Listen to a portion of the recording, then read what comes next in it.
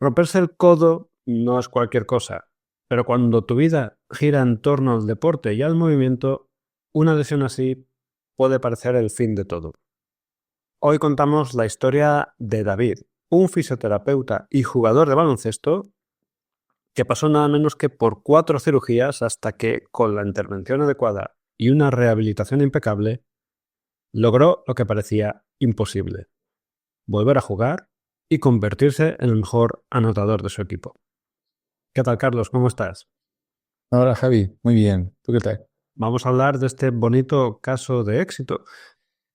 Hablamos de un caso bastante especial. ¿Quién es David y cómo empezó su historia con esta lesión? Pues mira, David es un chico de 20 y pocos años, que siempre, bueno, un chico muy alto, casi 2 metros de altura, hábil, fuerte, familia de deportistas también, y empezó a jugar al baloncesto desde pequeñito, se le da muy bien y juega a un nivel muy alto de baloncesto. Además, es fisioterapeuta desde hace poquito tiempo, lleva poco tiempo trabajando como fisioterapeuta, acabó la formación hace no mucho. Entonces, este caso empezó más o menos si no recuerdo mal, allá por noviembre del año 2023, cuando este chico en un contraataque sufre una caída aparatosa y cae con el brazo y se fractura el codo. Le estoy sufriendo una lesión de Montegia. Ujú. Para quienes nos escuchan y no lo saben, ¿qué es exactamente una fractura de Montegia y qué la hace tan difícil, tan aparatosa de tratar? Pues mira, una fractura de Montegia es una buena forma de asustar a un traumatólogo. Tú si le dices, hay dos formas de que lo quieres, si quieres darle un susto a un traumatólogo, tú le dices, nada, tengo aquí un pacientito que tiene una fracturita en el codo. Pues cuando dicen fracturita en el codo, no sé por qué, siempre acaba siendo una lesión parecida a esta. Un Montegia es una fractura del cúbito proximal, es decir, la parte que articula con el húmero, aunque no siempre tiene por qué ser articular, pero casi siempre indirectamente afecta a la articulación, que asocia una inestabilidad del codo y esto conlleva una luxación de la cabeza del radio, que es el otro hueso del antebrazo que también articula con el húmero. El codo es como una bisagra de una puerta. Si no se alinea bien desde el principio, pues a veces puede ser que no pueda volver a abrirse del todo, ¿no? Esto afecta a la estabilidad y a la movilidad del codo. Las fracturas de Montegia son relativamente frecuentes en deportes donde sufres una caída de altura, motos, patinete eléctrico, pero sobre todo lo vemos en baloncesto.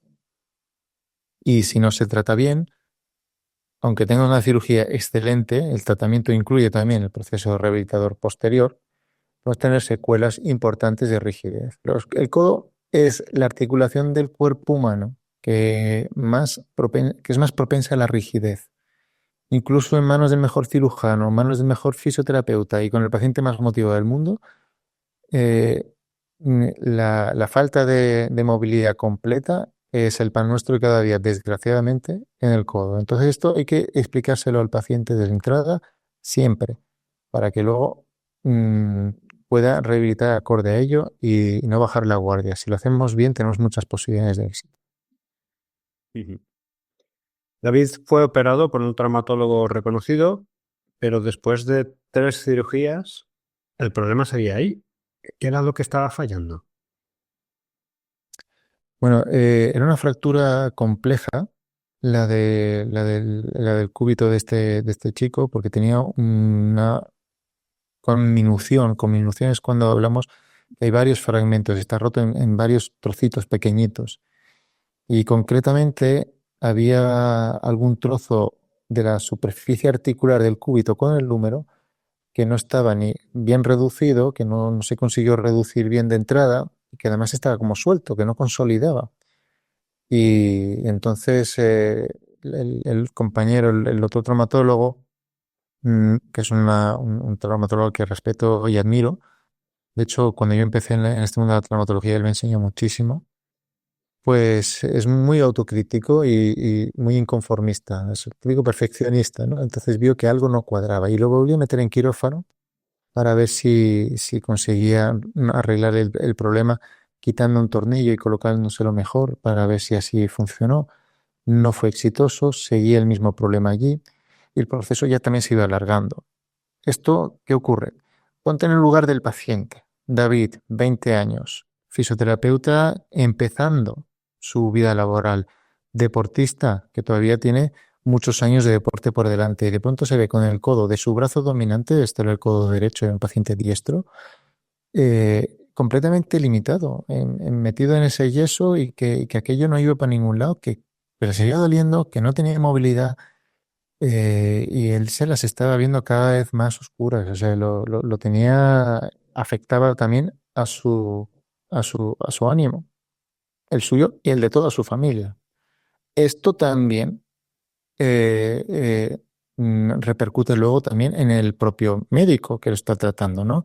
Es una presión añadida. Y entonces, si tiene, si tienes la sensación de que algo no está bien y no consigues solucionarlo y ves esta situación y eres consciente que este chico, 20 años, profesional, bla, bla, bla, joder, pues más presión todavía y te crea un poco de inseguridad y tal. Y bueno, pues al final lo volví a meter en quirófano a ver si podía solucionarlo y entonces ya dijo, uff, esto ya no termina de ir bien.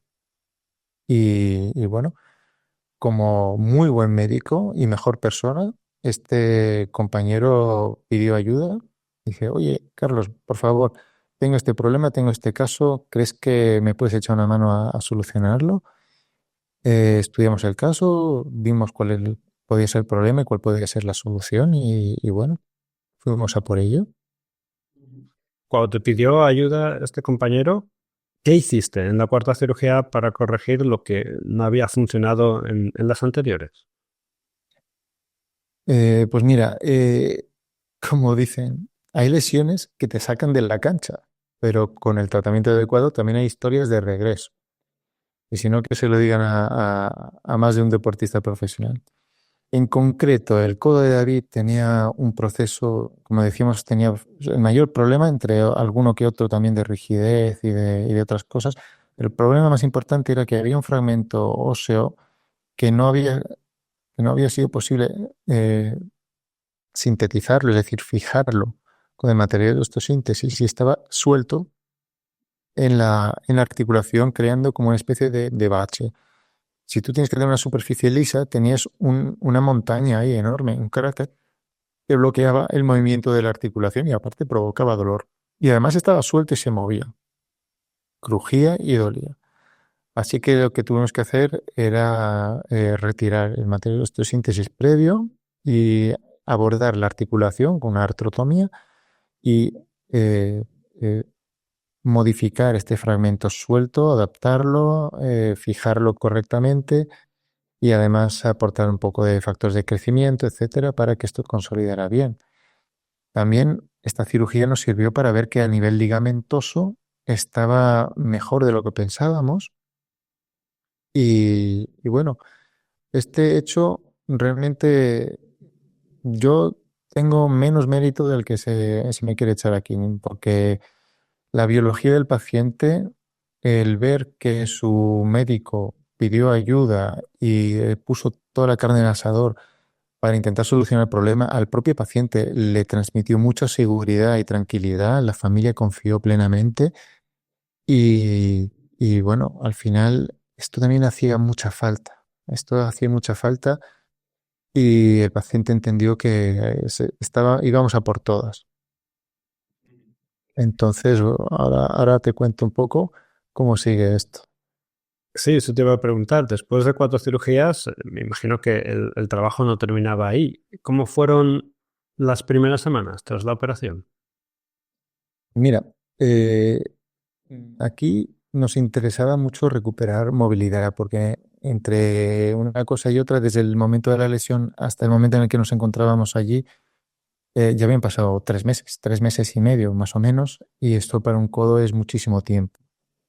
A favor nuestro teníamos que el paciente era, bueno, sigue siendo joven, Esto siempre reduce las complicaciones por rigidez, pero bueno, también a favor nuestro que el paciente tenía formación, el fisioterapeuta entendía nuestro lenguaje técnico, entendía también nuestras intenciones, a dónde queríamos ir, y fue muy, muy disciplinado. Tampoco se inventó cosas ni pecó de excesivo o de hacer fisioterapia demasiado bestia o demasiado rápido.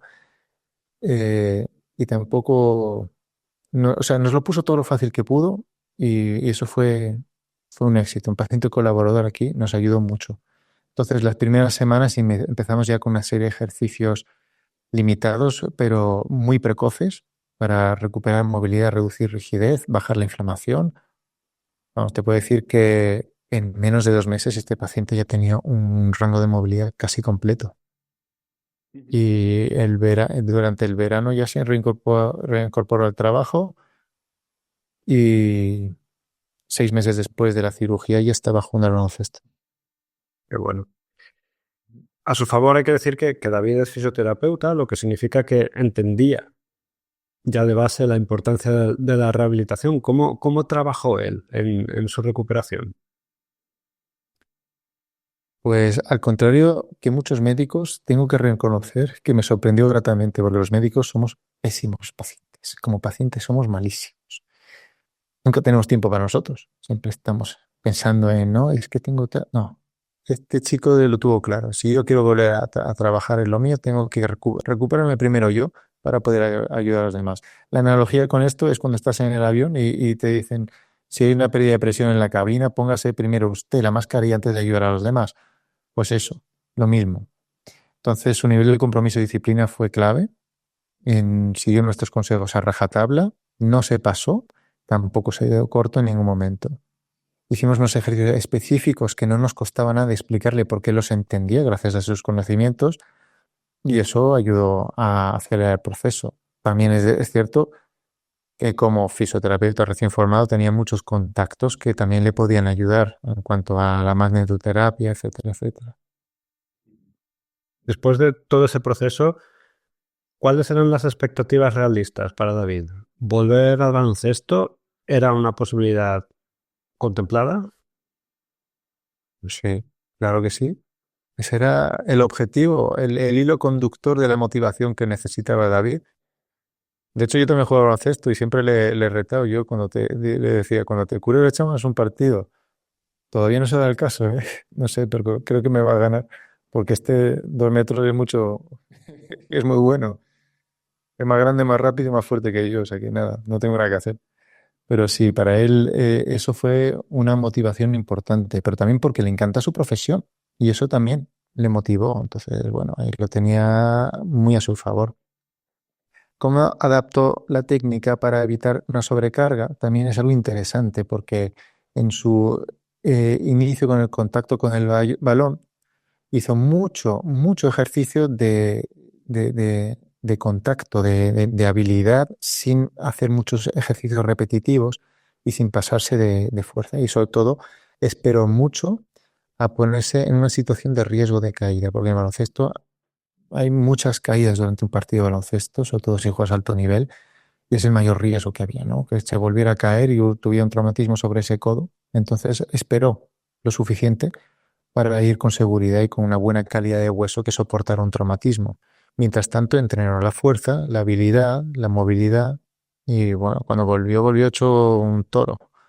Es así, me acuerdo que, bueno, me envió un vídeo metiendo en su primer partido, no sé si metió 18 puntos así de corrida sin sudar y eso que jugó solo un ratito para empezar. Pero cuando vio lo bien que le fue, pues nada, ya se convirtió para el resto de la temporada en el mejor natural de su equipo. Muy bonito, ya lo creo. Carlos, háblame de qué hubiera pasado.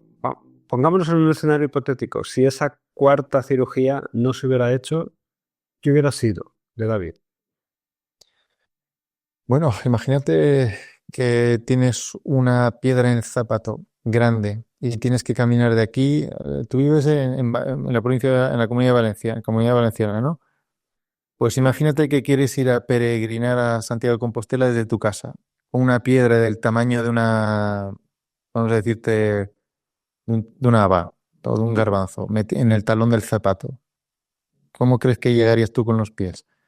Pues es más o menos cómo llegaría su codo, ¿no? Teniendo esa incongruencia articular, ese codo iba a perder movilidad, iba a doler y acabaría con una rigidez. Y esta rigidez le habría impedido ejercer su profesión, que no digo que le habría impedido del todo, pero no habría podido ejercerla correctamente.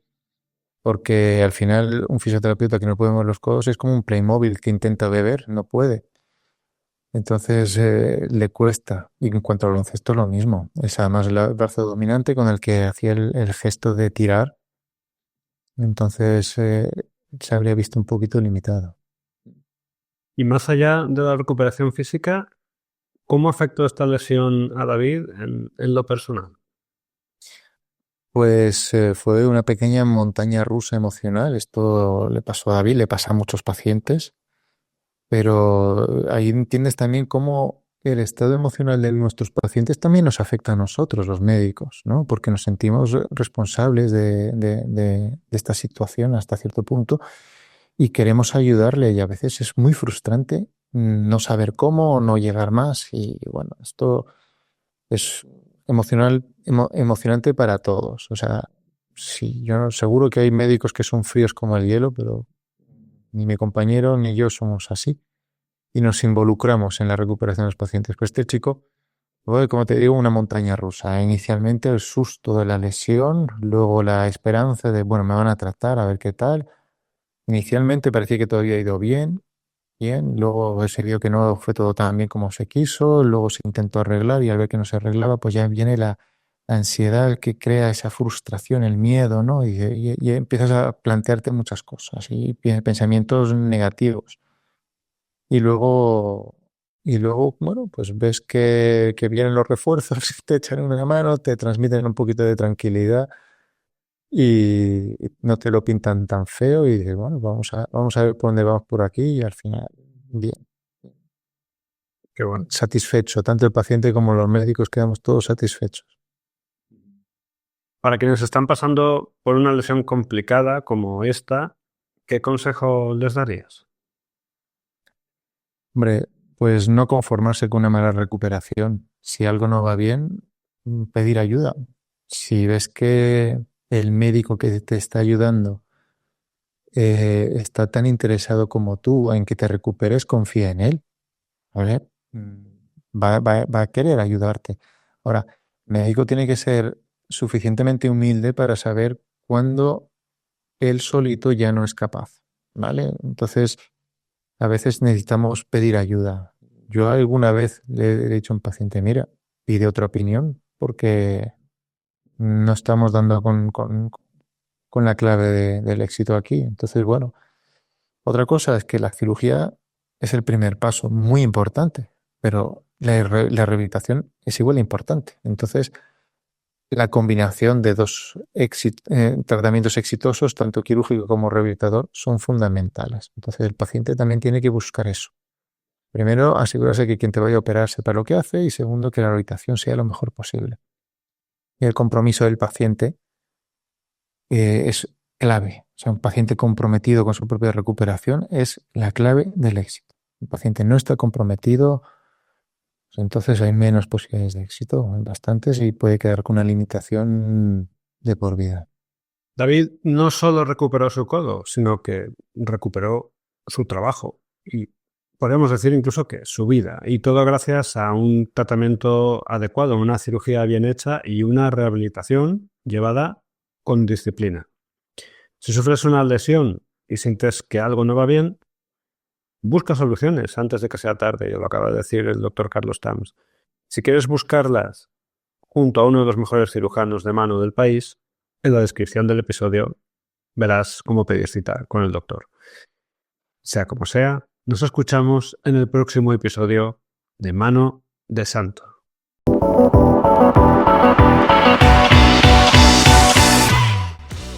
Esto es Mano de Santo.